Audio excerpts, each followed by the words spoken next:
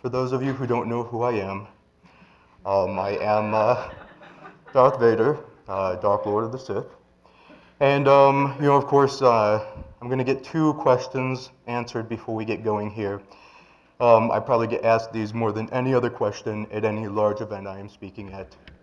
Number 1, I thought you were a little bit taller. And number 2, I remember you being a little slimmer as well. Answer to question number 1, the movies exaggerated my height. Very simple. Number 2, I am addicted to Twinkies. Yes, for some reason when you get your arm cut off, you get these weird cravings. So we're going to go ahead and get started here. This is SSL Wars, Dark Side of SSL. I'm going to be using the projector quite a bit here. And I also brought my trusty lightsaber with me to be able to show stuff to you guys a little bit easier. And let's get going. So a little bit about me. I am, like I said, Darth Vader, Dark Lord of the Sith, aka I help run the galaxy. I once a very powerful loser, Jedi, I mean, and I do have the highest midichlorian count, over 20,000 per cell. And finally, I am father to 2 adorable children, although they are very rebellious children. So I don't know how they're related to me, little punks. When I am not Darth Vader, I am Gary. He's kind of a loser. He's a consultant at Secure State here. He's got some stuff, certifications, and he does some stuff with breaking into stuff. And he worked for a Fortune 500 company at one point. So let's get going. I'm not going to dance around the subject at all, So what got me interested in SSL? Well, the answer to that is the rebels were getting their information back and forth, and we were intercepting it. Looked like a bunch of gibberish, and then we found out they were using this awesome technology called SSL. So I first, learned about it a little bit, and we've had some pretty good victories. A lot of you guys have heard about the Force. The Force is actually a series of SSL type attacks, but we'll talk about that a little bit more. So, what is SSL? Well, SSL is something called public key cryptography. It's a type of cryptography. The whole idea behind public key cryptography is you got your public key and you got your private key. The public key you can share with everyone. You can post it out on Twitter, Facebook. Anyone can see it. It's fine. The private key, though, that's used to encrypt information as well. That must stay hidden at all costs. In fact, many rebels have died protecting their own private keys, and that's why we have this whole battle thing going on. So the public key can encrypt information, and the private key can decrypt information encrypted with the public key, and vice versa. So private key encrypts something, public key can decrypt it, and something encrypted with private key can be decrypted with the public key. That's important to note. That's kind of how public key cryptography works, or another fancy word would be asymmetric encryption works this way. So let's talk about this a little bit. How's it work? We got my rebellious punk here, Luke. He's trying to contact this dude named Han. Both of them very misled. What happens is Luke contacts Han and goes, "Hey, Han, let's go ahead and talk over an encrypted channel because I don't want my daddy listening to our conversations." So Han just goes, "Hey, that's fine with me, dude. Here's my certificate. Says I'm Han. You know it's me because I'm giving you my certificate." We'll talk a little bit about that in a little while, but that's kind of how it works. Can you guys hear me okay? Do I sound fuzzy? Okay.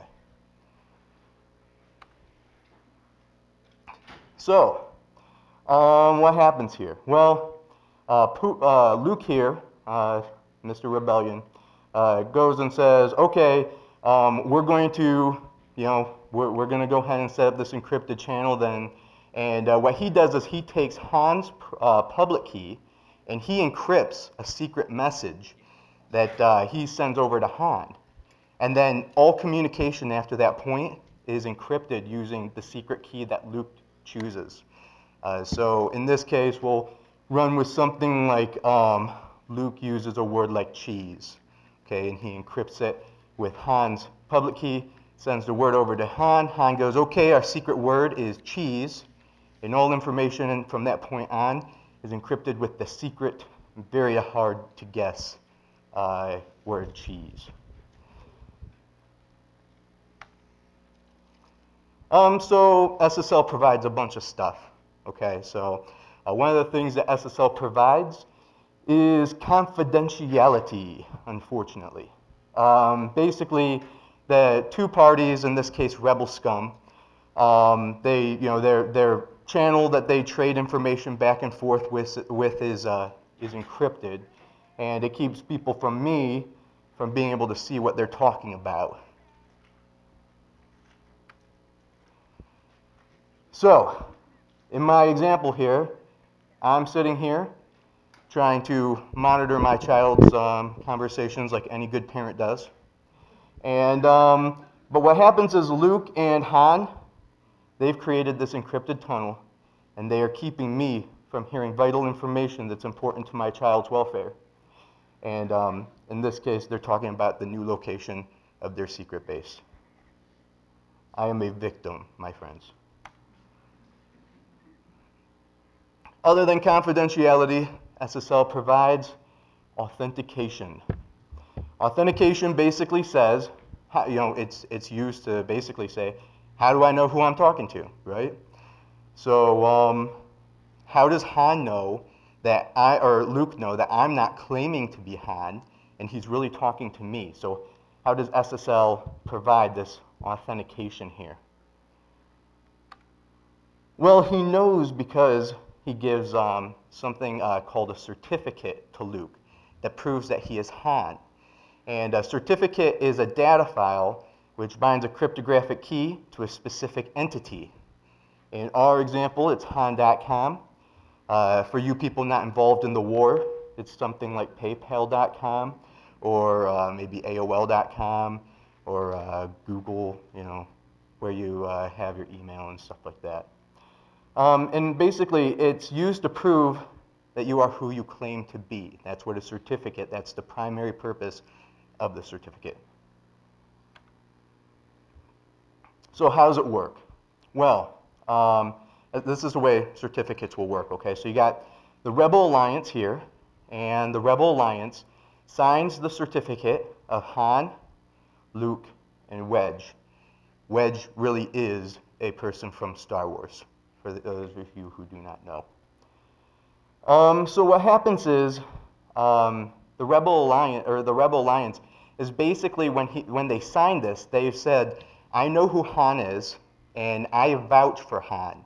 I know who he is, and he's provided his driver's license to me and social security number and all types of stuff to prove he's Han. And I know he's really Han, and so I'm going to sign a certificate. That's kind of the way that works. So, what happens? Well, each person trusts the Rebel Alliance certificate. So rather than having to trust Luke and Han's certificate and Wedge's certificate individually, all you have to do is trust the Rebel Alliance's certificate. And if you trust the Rebel Alliance, then you can trust anybody who signs or who the Rebel Alliance has signed, Luke and Han and all them.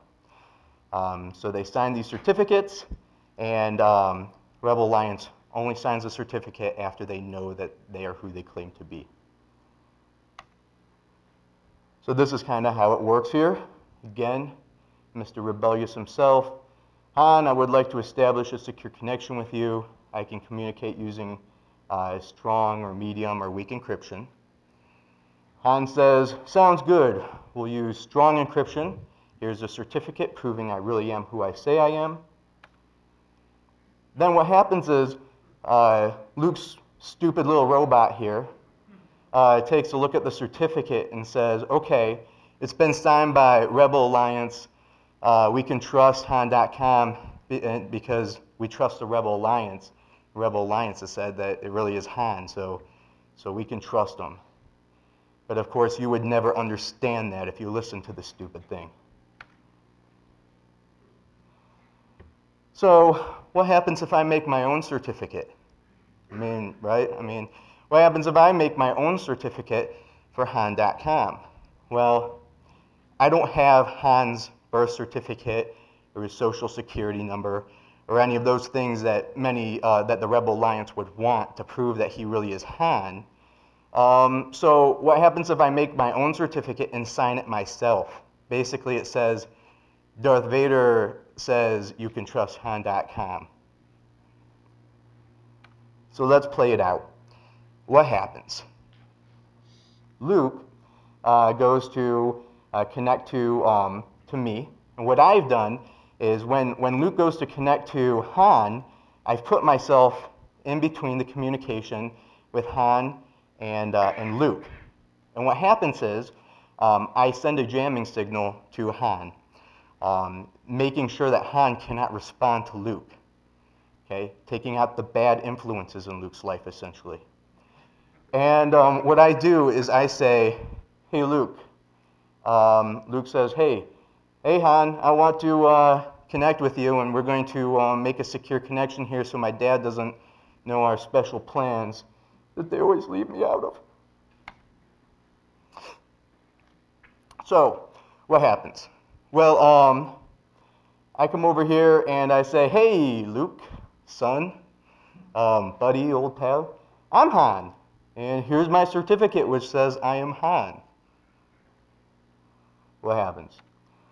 Stupid squirrely robot man takes a look at that blasted certificate and goes, hey, Luke, I don't know who this guy is.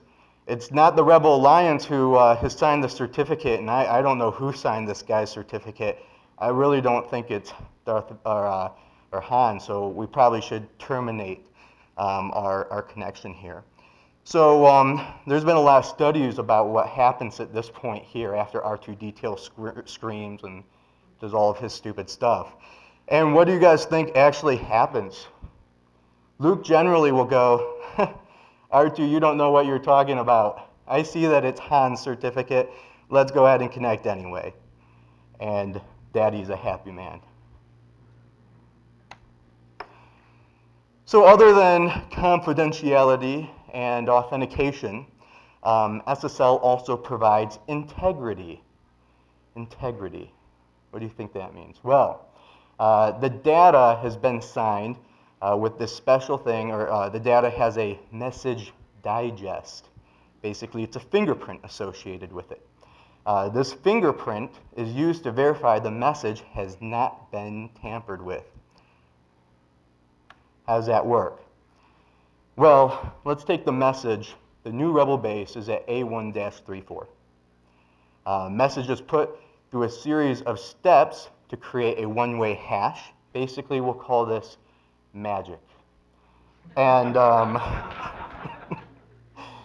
over here, there's different forms of magic. There's one called SHA-1, MD5, and MD4. And those are the types of magic that he can use. So we've got the message. Secret base is here. Goes through a one-way hash, magic, and you get this weird number. And I'm not going to repeat that weird number because you'll fall asleep by the time I'm done. So you get this hash here. One thing that's important about the hash is you can't like run a specific steps on this hash here to get back to the original message. You can brute force it and try a whole bunch of like encrypting this message with lots and lots of message digests until you try to come up with this number here. But in theory, this right here, there should only be one of them around. So you get this hash here. You take this message, put it through the magic, get the hash. So let's look at how this works a little bit more now. So one hash is supposed to match up with one message. So the new Rebel base is at A1-34, goes through the magic, but look at this. If we just take the 4 and turn it through to a 5, we get a completely different hashback or magical message. Nothing in here is the same, except maybe some 3s or something there. But that's what it looks like. So how does this work? Well, what happens is the original message, here's the secret message here, it's put through the magic. The magic number is appended to the message, and then it's encrypted using the secret key that both of them agreed upon. The person receiving the message compares the hash that was generated, okay, with the hash that's a part of the message. So what they'll do is they'll take the secret message and they'll run it through the same magic that the original message was run through. Then what happens is it takes this message and compares it with this message here, the message digest here, and the message digest that they calculated. If the message digests match, they know that the message has not been tampered with. That's kind of how that works. That's how it provides integrity. So let's play this out here. So I have managed to put myself between Luke and Han's communication again. What happens is Luke sends encrypted data to Han. Now this is important. This is the problem for me. I am unable to decrypt this message because I don't have their special key. But one thing I can do is I can modify that message. So I take the message and move a couple 1s to 0s, a couple 0s to 1s, and by the time it makes it up to Han, I've modified that message. Although I don't know what the original message was, I've corrupted it. So what happens? Stupid yellow robot named C-3PO annoyingly says, Captain Solo, I have hashed this message and the hashes don't match up. Someone's modified this data. We need, it can't be trusted. So, stupid yellow thing. So, it looks like SSL's got this stuff down, doesn't it? I mean, it can provide authentication, it can provide confidentiality, it can provide integrity. So, what can go wrong? This is where I come in. I have learned what can go wrong, and I have used it to my advantage. So let's talk about some of what can go wrong. So there's vulnerabilities due to misconfigurations.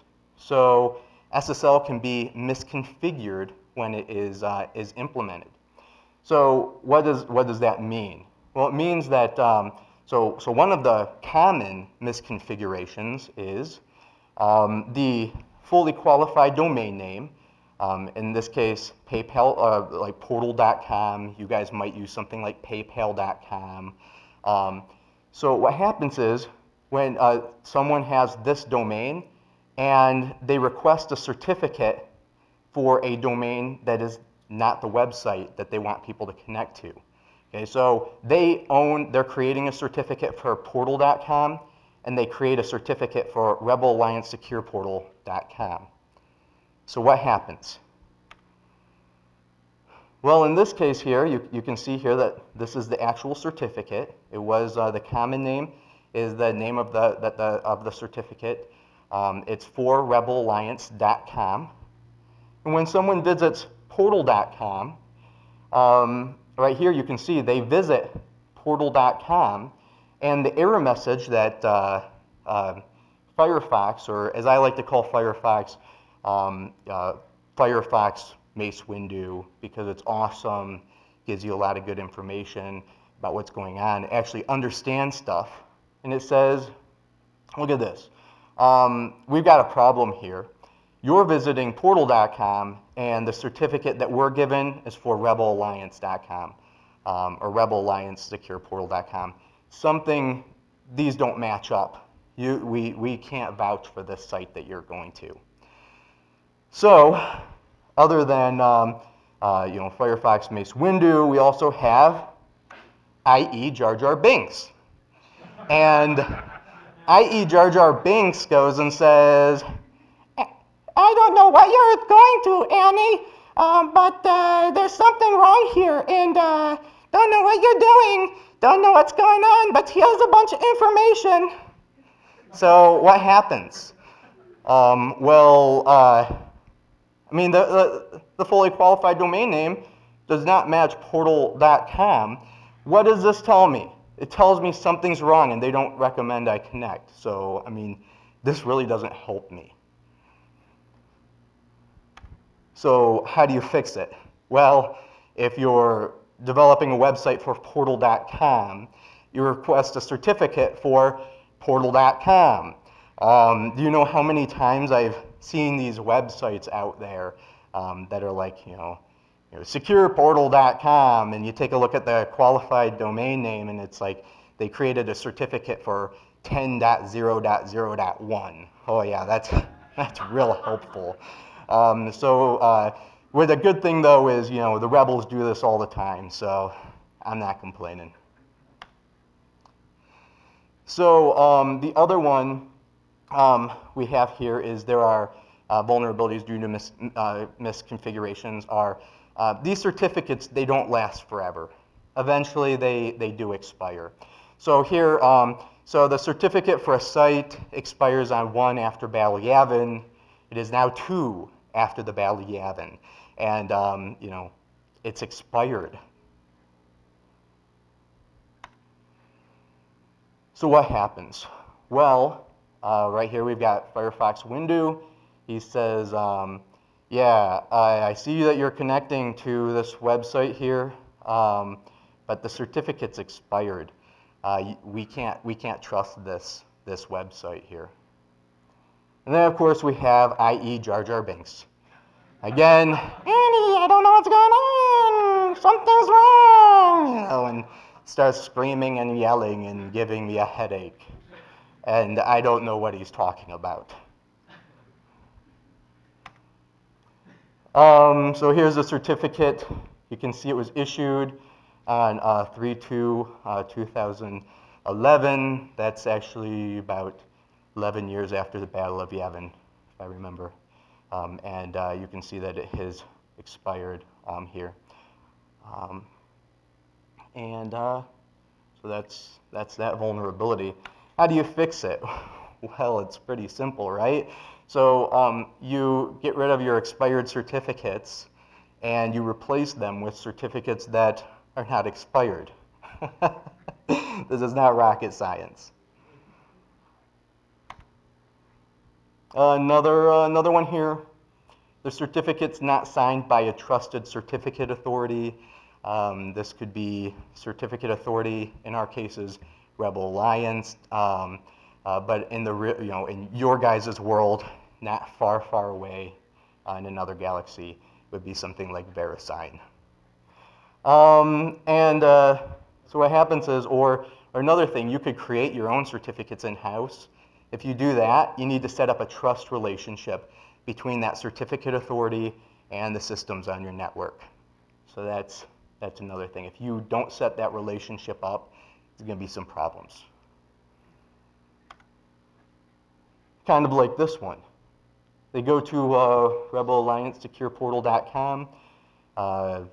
Base window says the certificate is not trusted because the issue certificate is not trusted, or the issuer certificate is not trusted.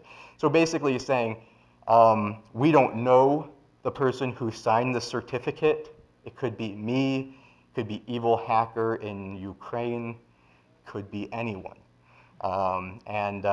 So there's something wrong.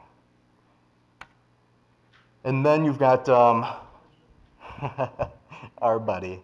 Again, no information that I can use to make an intelligent decision, just it's screaming at me. And that really helps. The solution is have your certificate signed by a trusted certificate authority. Rebel Alliance, VeriSign, Komodo, or create some sort of trust relationship between your server and clients.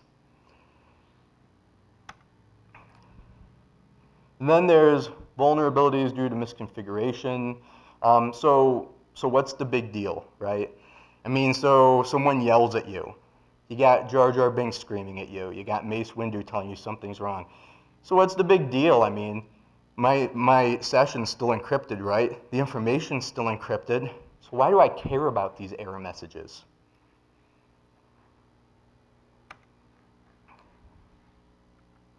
So this is why you should care about these error messages.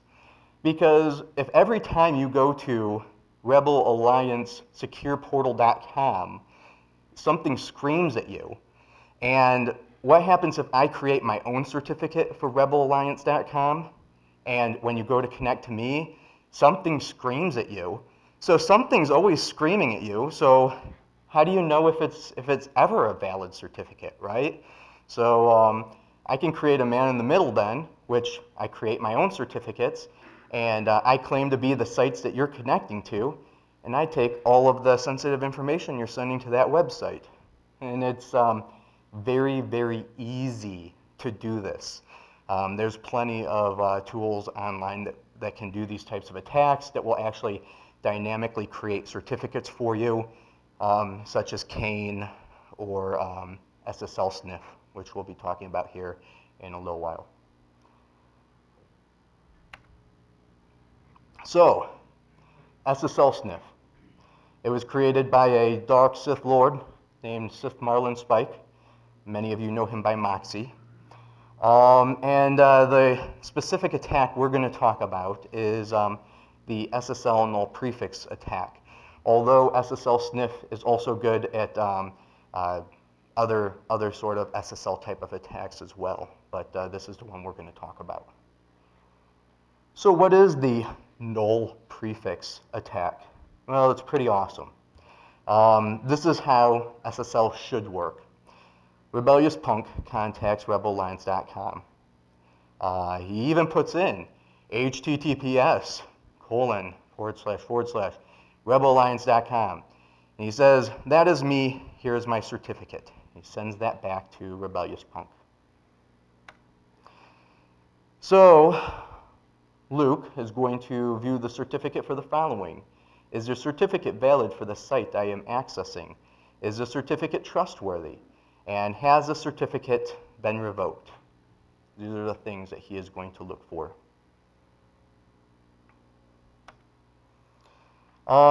So there's a problem here. Okay, so when I go to request a certificate from, we'll say, VeriSign, VeriSign stores the common name of the certificate, like PayPal.com or Luke.com. It uses these things called Pascal strings. Okay, it stores it as a Pascal string, and that's what can happen in a Pascal string. Though, is the length, the string length is determined by a series of bytes at the front of the string data. So you've got your common name here, okay, www.rebelalliance.com, null character, darthvader.com, and that is a valid common name or a name for a certificate. The reason for that is, this is how it stores it in memory, is it says right here is a byte that says that the next 4 characters is the data of the string. And in this case, it's INFO, and it says the very first 4 characters is the length. So this is how a Pascal string works. The problem is, most SSL implementations, like Internet Explorer and Firefox, they actually parse the common name out and they treat it as a C string. Okay? The difference with a C string is this. What happens is you look into an area of memory here, and you keep reading. All of these bytes are supposed to be string data until you hit the null character. As soon as you hit that null character, you know that you have reached the end of the string.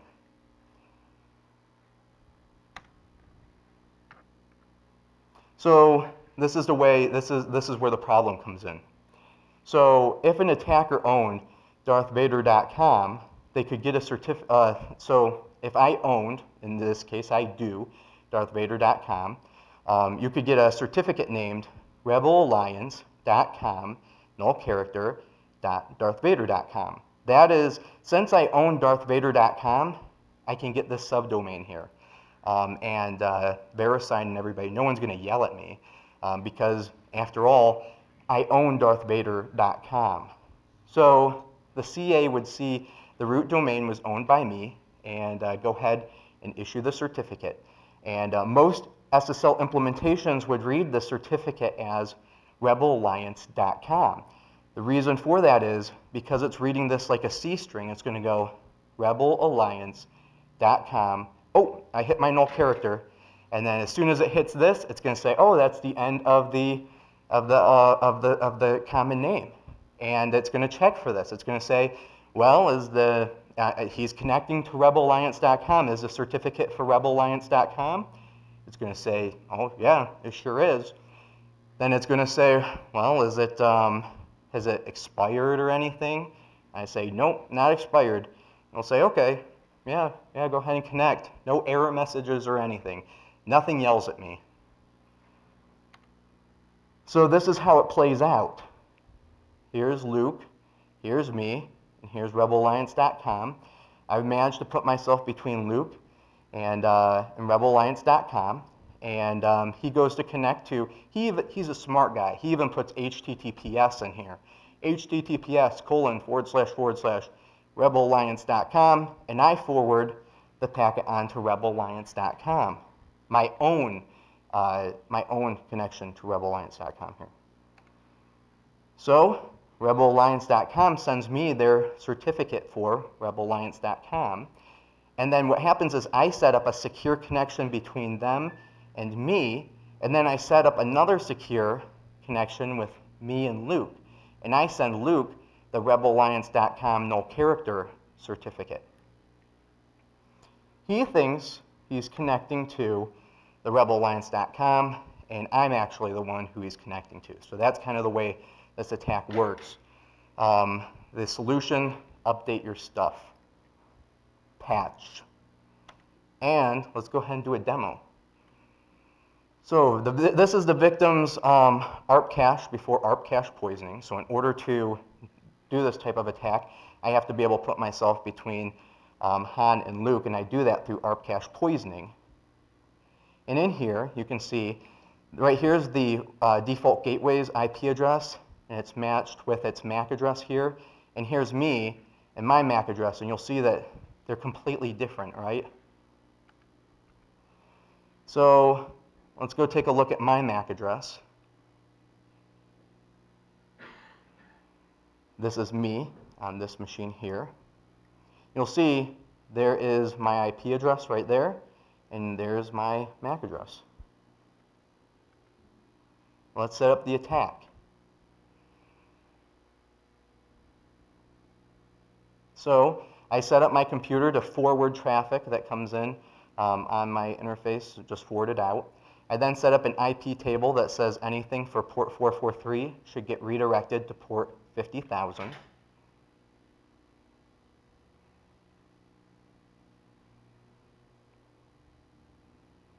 I then run the ARP cache poisoning stuff, which is, in this case, ARP spoof, and then I'm putting myself in between the victim's IP address and the default gateway there.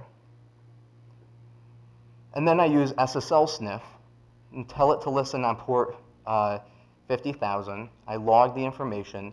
I only capture post requests, and right here is the certificates that I'm using, the null prefix certificate path.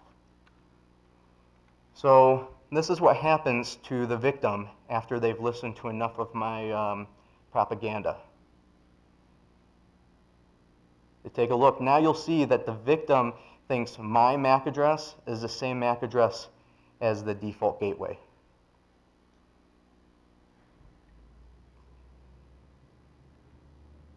Victim visits PayPal. This is my favorite part. Victim specifically goes to https paypal.com. So they think they're connecting to the correct website. And they're even put in the S there, right? Look at this. Nothing yells at them. they honestly believe that they are connecting to PayPal.com, but it's actually me. And you'll see here a byproduct of my son not joining the dark side is he's become a little bit stupid. He even forgets his password. Stupid son. So I win. I get the bad credentials my son attempted. But if he had typed in the right credentials, I would have gotten those too. So I'm going to look in the log file. What you're going to see in the log file is there's his username and there's his password. And dark side wins. Na na na na na. Okay, let's take a look at the next example here. SSL Strip. Now this one's pretty awesome. So for SSL Strip, again, developed by Sith Marlinspike, it hijacks SSL before, or hijacks the session before the session over SSL is ever even created. How does that work? It's based off of the premise that people only encounter HTTPS through redirects and links. Basically, nobody's going to type HTTPS / PayPal.com into their browser. They're most likely going to go to PayPal, and then there's going to be a redirect that redirects them to a HTTPS version of the PayPal.com website. So this is the way that information should be encountered through redirects. So I go to Luke goes to HTTP rebelalliance.com. He's redirected to HTTPS rebelalliance.com, and then what happens? Well, rebelalliance.com tells him to use the secure version of the website. And you can see here, this is the actual data that's flowing back and forth. You can see that he goes to PayPal.com with a regular HTTP connection here, host www.paypal.com, and he gets this redirect that says go to HTTPS www.paypal.com. The second way that SSL is encountered is through links. Basically, Luke goes to a website and he sees a link that says, for more information, go to HTTPS rebelalliance.com. Luke clicks on the link and is redirected to rebelalliance.com. And you can see here, here's the sign-in for Google, and it's over this HTTPS. It's a redirect, or a link to the HTTPS version of the page.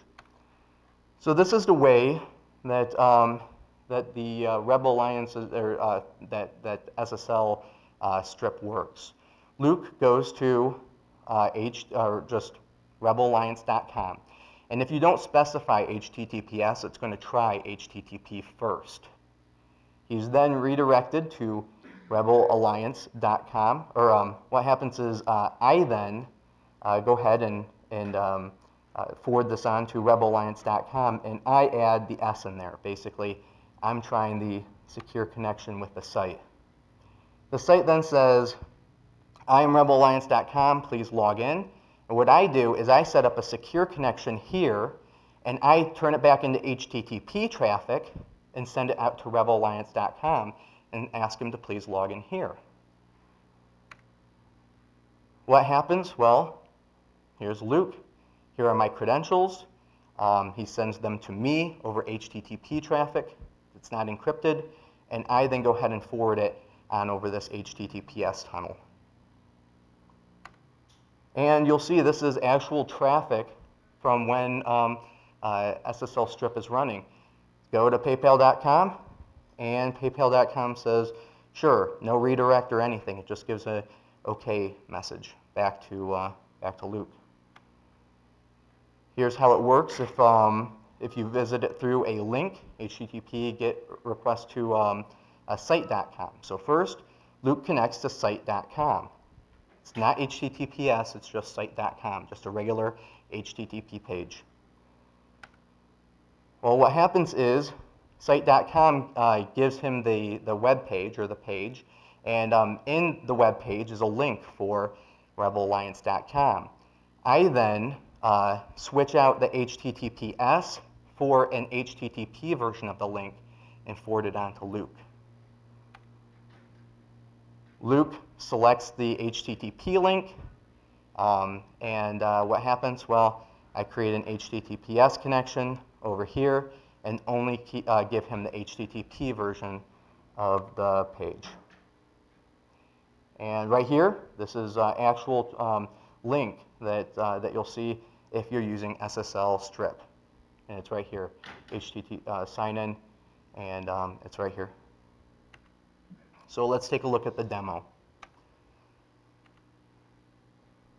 So here is Luke's ARP cache.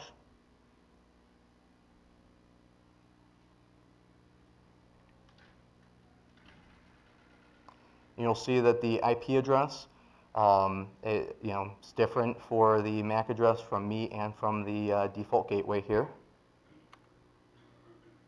You'll see here's my MAC address.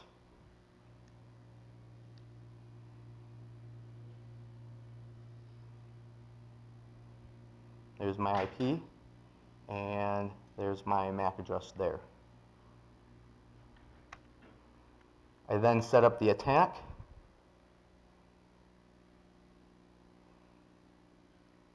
I forward traffic on through my machine. So information that comes to me, I'm going to forward out.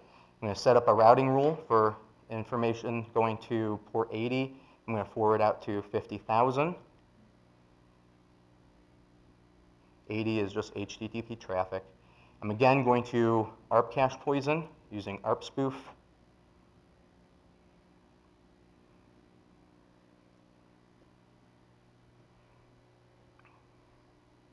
And then I'm going to run SSL Strip, and I'm going to give it a fake lock icon, give Luke a fake lock icon, log post information, and listen on port 50,000.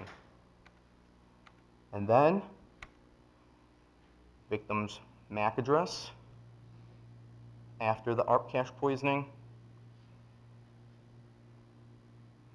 You're going to see that the IP address is now the same as the MAC address for both me and the default gateway. And Luke visits paypal.com.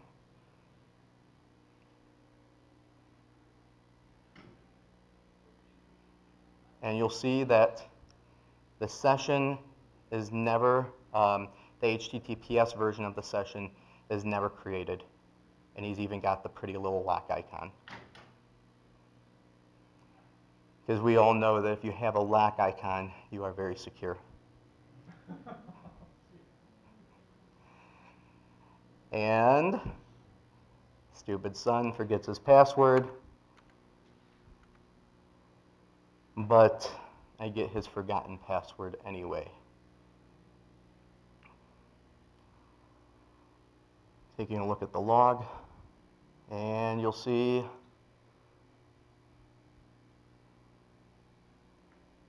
that the email test with a password of test. And I've logged his data. And the dark side wins. Are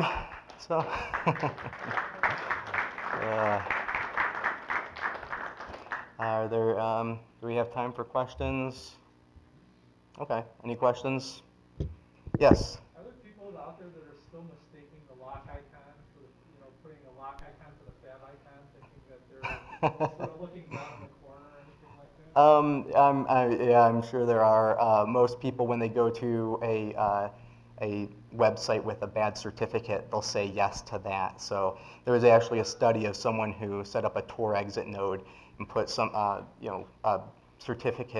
bad certificate up on it for any website people visited, and people just never said no. In fact, it kind of shocked him, and he actually had to test it out to make sure people really weren't, that there wasn't something wrong with his script. So yes, it does happen. Yes? Can you go into a little detail on ARP cache poisoning? Sure. What happens with ARP cache poisoning is when you go to connect out to the internet, when you go to PayPal.com or something like that. What you're actually doing is you need to know how to get to PayPal.com.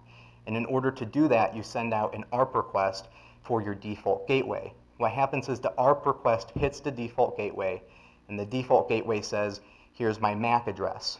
And you can basically find me if you send information to this MAC address. So the MAC address is tied to the IP address. Well, with ARP cache poisoning, when the person yells, who has this IP address, I'm always there to basically tell the router, shut up, that's me, and I send the response and say, here's my MAC address.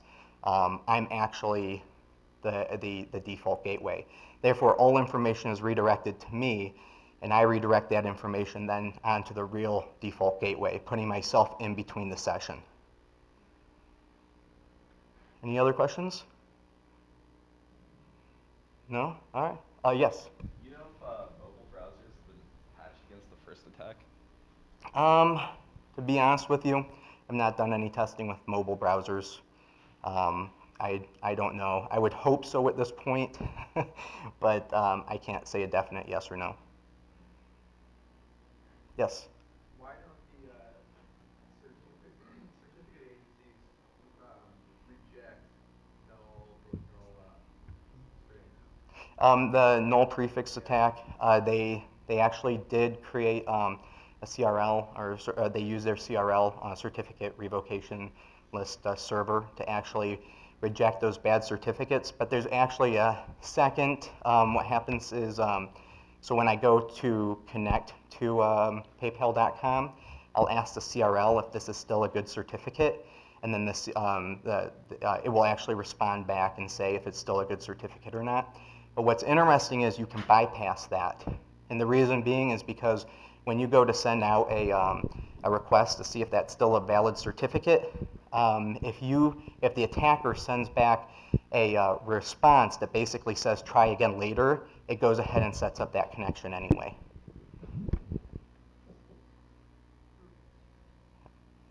Any other questions? All right, well, thank you guys, and you all have a good night.